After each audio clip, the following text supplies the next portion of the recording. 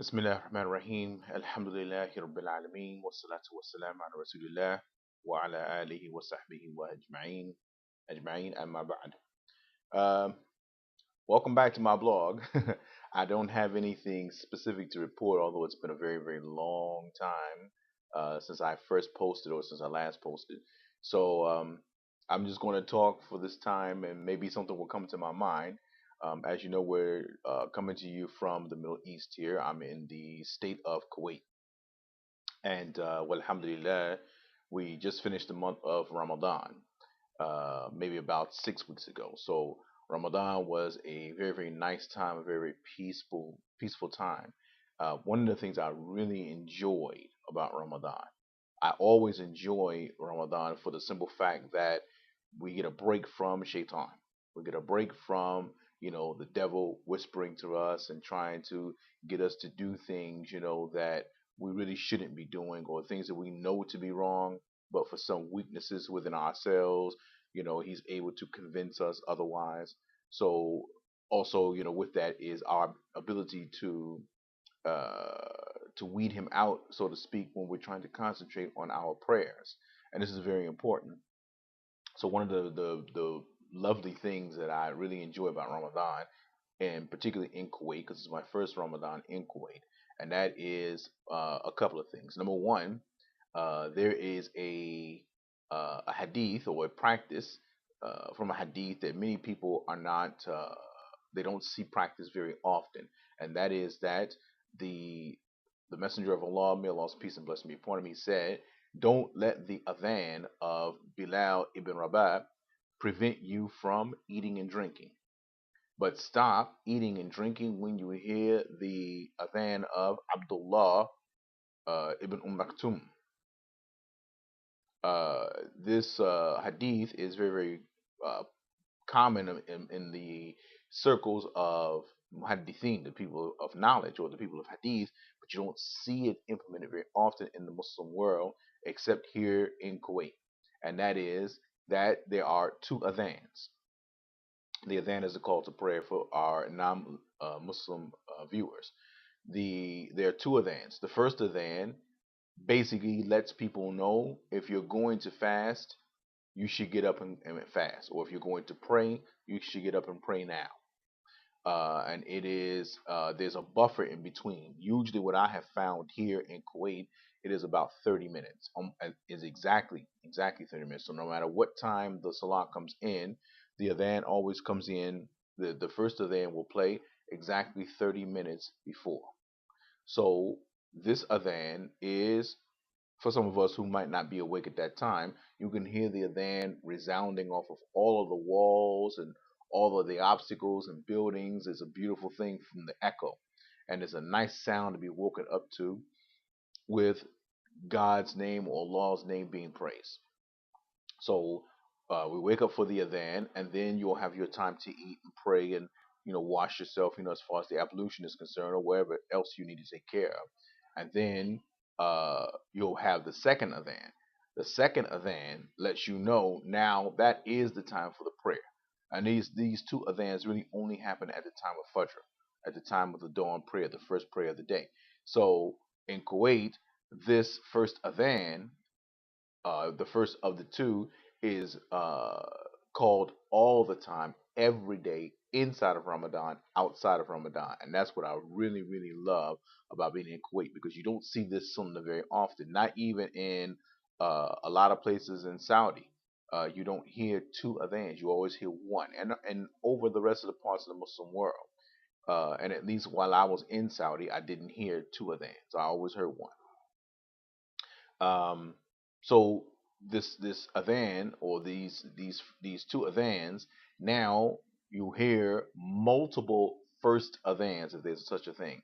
That is, all of the masajid or the masjids, the mosques in the surrounding area, are sounding off this adhan, this first adhan. So it's like an adhan in stereo. It's like an adhan in stereo, because you hear it and you hear it and you hear it and you hear it, and it's like it really helps you, because you can't, with a good conscience, just sit there or lay there when you hear the caller calling you to prayer. So it kind of motivates you to get up, because you feel very bad laying there and the caller is saying hayya ala salah, hayya ala al falah. He's saying come to prayer, come to success, and you roll over one more time. So we definitely have an opportunity to take advantage of this time frame when the Satan or the Shaitan is not present during Ramadan. My first night in Ramadan, when I was praying here at the masjid, which is about a 5 minute walk up the street, alhamdulillah, uh, never in my life have I been to a masjid in the lands of the Muslims in Ramadan for the night prayer and almost didn't get inside. I almost didn't get. I had just enough room to get in the door and just stand there. I couldn't even make two rak'ah. I couldn't even make two rakat. There was no room.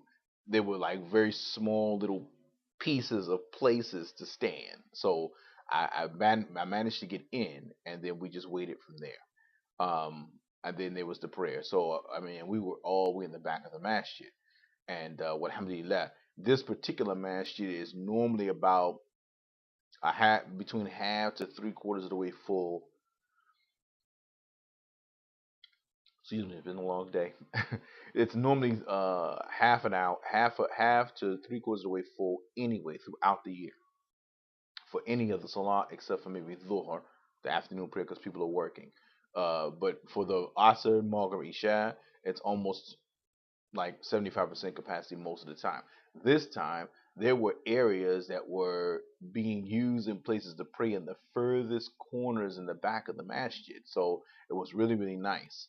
And I think a couple of times, even during Ramadan, I did have to pray outside because I didn't get there soon enough. And I remember the first night, I knew I said, okay, a lot of people are going to come out because normally in Ramadan, a lot of people come out who don't normally come to the masjid, which is not a good thing because some people really don't pray all year, or they don't take the situation of the salah, the prayer, seriously, and they don't give it its diligence throughout the year.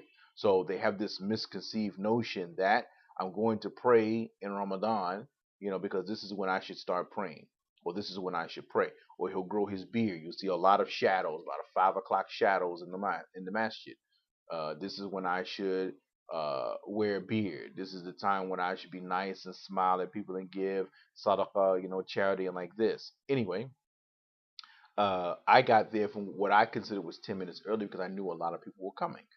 And normally they wait about, you can call it about 10 to 11 minutes after the adhan is called. The adhan takes about 3 to 4 minutes maximum, depending on who's calling it. So they wait about 15 to 20 minutes. But in Ramadan, you have an extra prayer, which is the night prayer or the Qiyamul Layl. Some people call it Tahajjud, but Taraweeh. It's the same thing. Taraweeh and Qiyamul Layl and Salatul Layl and Salatul Qiyam, all of that is the same thing, meaning the prayer that's done at night. And it's not an obligation in Ramadan. It's the sunnah of Ramadan, which means that if you do it, of course, it's extra reward for any action that you do that is considered a sunnah. That is, it is something that the Prophet ﷺ he used to do, but he didn't make it mandatory on his followers. So the one who does it, he gets an extra reward, and the one who doesn't, or he leaves it off for whatever reason, he's not punished. So this sunnah of Ramadan, the praying at night, happens like maybe 5 minutes after Isha. So you want to get there on time so that you can get you a good place, a good spot, and then you're going to pray the Isha prayer, and then you're going to pray the Salatul Layl. The problem with that is that everybody also has the same idea of getting there early, and that's where the mass traffic thing comes in. Added to that situation, it is extremely hot, or it was extremely hot in Ramadan. So now the other aim is to find yourself a good spot where the AC blows just right, either right on top of your head and they have fans along the walls to aid to circulate the flow of air for the ACs. So it's a very, very cool place. But with all of that body heat in the masjid, it really taxes the AC. So if you can find a place where it's blowing on you directly, then you're good. So that was the situation, and it was a very, very memorable time as far as being there, listening to the people, being amongst the people, seeing the people all come out in a very, very large force. There were even more people in the masjid during that time than there were in